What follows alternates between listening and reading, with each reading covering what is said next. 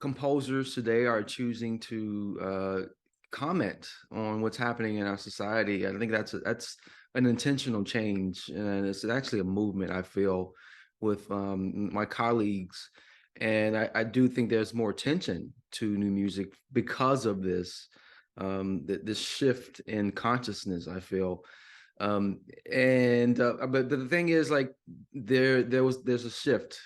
Everyone there's a lot of people there's a whole generation who is not they're not into new music, especially contemporary classical music.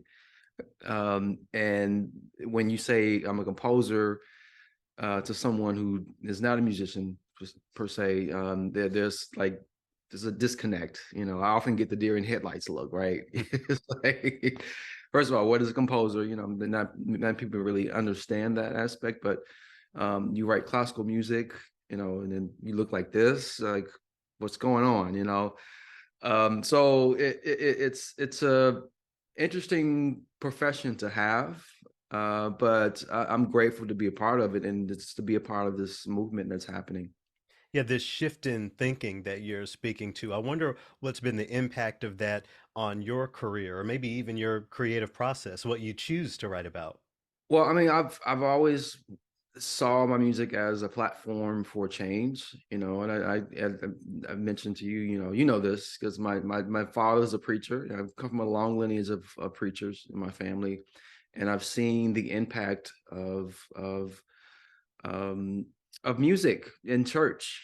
But I'm not a preacher, but I know that I can tap into that aspect of my patriarchal lineage and use that whatever that is, the juices that my parents, my dad and my grandfather, great grandfather had, and tap into that and inject that into my music, and hopefully get some sense of change. Get folks get to start talking about issues and concerns, and sort of be a reflection to what's happening in the world. Um, and so that's my hope. Yeah, yeah. And in the juice, as you say, of your own trajectory, our previous engagements with ACO, we're very excited to platform of work of yours, Fate Now Conquers, on our upcoming concert. But this actually isn't your first interaction with ACO. I wonder if you could speak to how your participation in the Earshot readings back in 2016 had an impact on the trajectory of your career. Man, listen, when I was a young whippersnapper in graduate school, that was the hottest ticket as a composer. In fact, it wasn't called Earshot then. It was called the Underwood Emerging Composers Program or something like that. Correct. And to get in the program, one was just like, in like the most amazing opportunity. And I applied maybe twice, three times, I think. And the last time I finally got in, and being a part of that program, first of all, to write for the orchestra is one of the hardest things to do as a composer, and because there's so many moving parts. You learning, of course, you're learning orchestration in graduate school, but it's nothing like actually working with an orchestra and talking to um, actual players, performers, and that's something composers don't get to do. As you're studying in graduate school, you're learning about the ranges of the oboe and the bassoon, and what they can do, and the character of the instrument, but you don't know that there's an actual person playing that instrument and how to talk to them in rehearsals, and knowing how to the whole etiquette of things, and that's what I learned from that experience. And it was life changing, to be honest with you, and to get offered the commission to write for the for it was my first commission as a composer, and I got a check, and I was like, whoa, okay. It's working now. All the work that you do in studying, and it kind of came to fruition with the ACO, so I'm grateful. It's almost as if it were meant to be, as if fate would have you enter this field. That's my attempt to transition us to your piece, fate. Now conquers. I wonder if that idea is something that you believe in generally. This idea of fate or things being meant to be. Absolutely. I always have to go back to my dad and preaching. That's We of course you just call it fate, but you know it's he would say it's the Lord. It's the Lord's business. Amen. Amen. But no, definitely, I definitely feel like we are co-creating, and fate is that sometimes you have to relinquish, you know, to your will, to what you think may happen, to but versus you creating something and manifesting those things. So you know that's the reason I wrote the piece was that I was sort of dealing with that the thing I felt like Beethoven was dealing with in when he wrote that entry in his journal.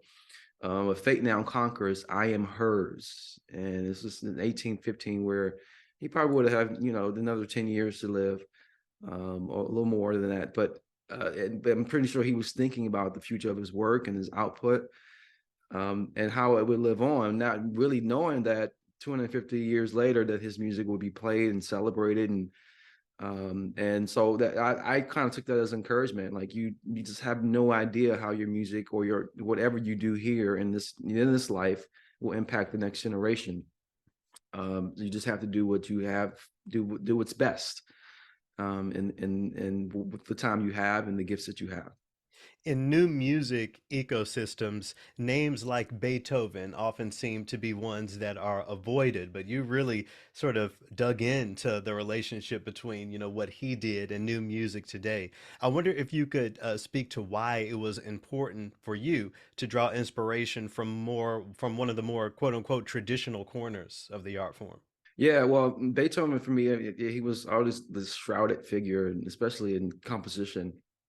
And I of course knew the symphonies and knew the string quartets and the piano sonatas, and but you know I didn't really know Beethoven other than the bullet list, like being deaf, and but so I had to go to the journal entries to really understand him as a person, and reading those it was like kind of a window into who this man was, and of course his interaction with other people and patrons, and it was really important for me to understand him as a person, to kind of connect on that level, outside of what he did. You know, there's a difference, right? There's a difference in what you do and who you are.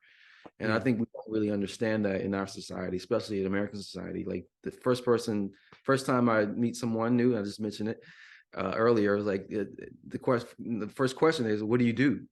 You know, and it's not, and there's a long stream of questions that lead to that, which eventually lead to who you are. Mm. And I think that is how I sort of found Beethoven. Is like I know Beethoven as a composer, but there's a long stream of questions, long stream of research to really find out who he was, and helped me inform myself as a composer, you know, as a person, as a Black man in America, Black composer, and understanding the lineage of where I fit into the landscape of all. We talk about William Grant Still, Margaret Bonds, and T.J. Anderson, William Banfield.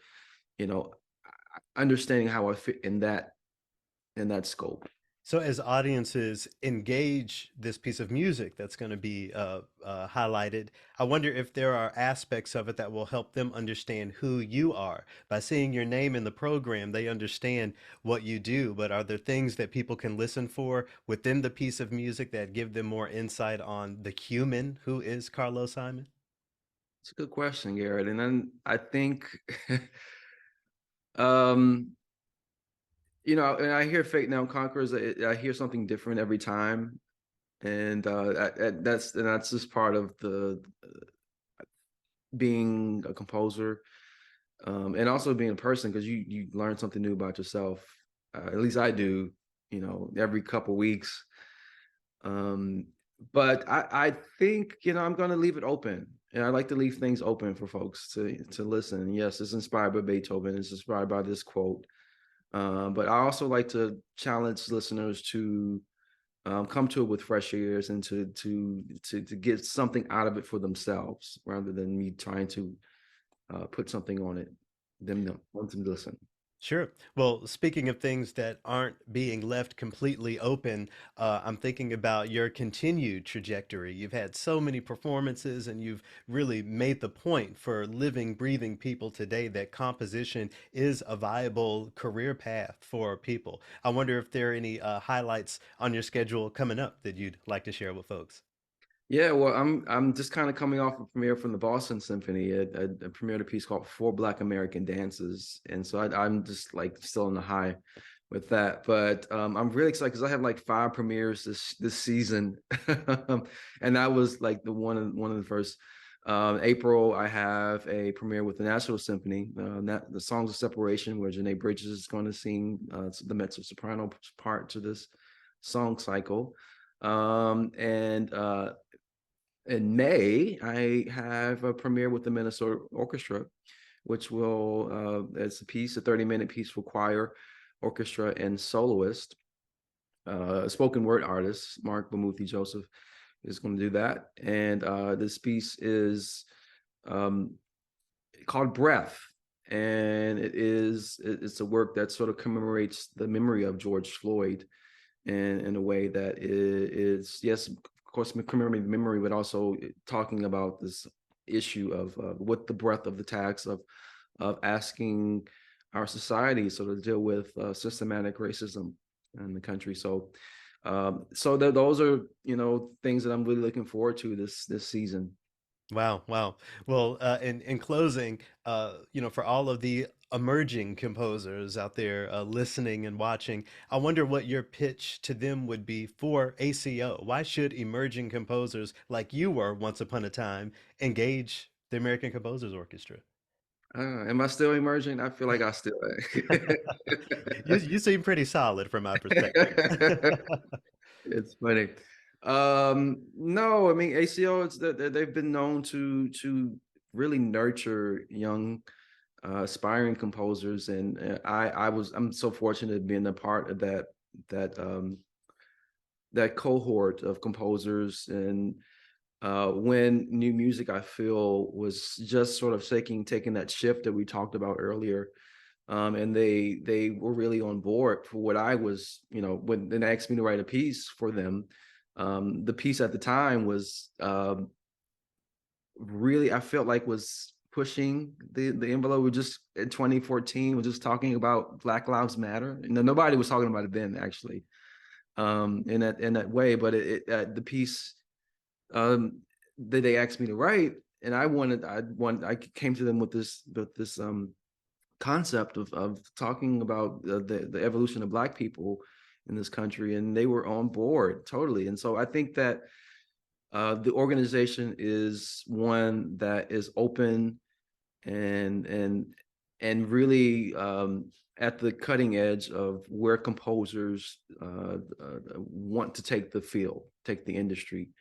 And I'm grateful for it. And young composers just getting started, so definitely want to be a part of the ACO.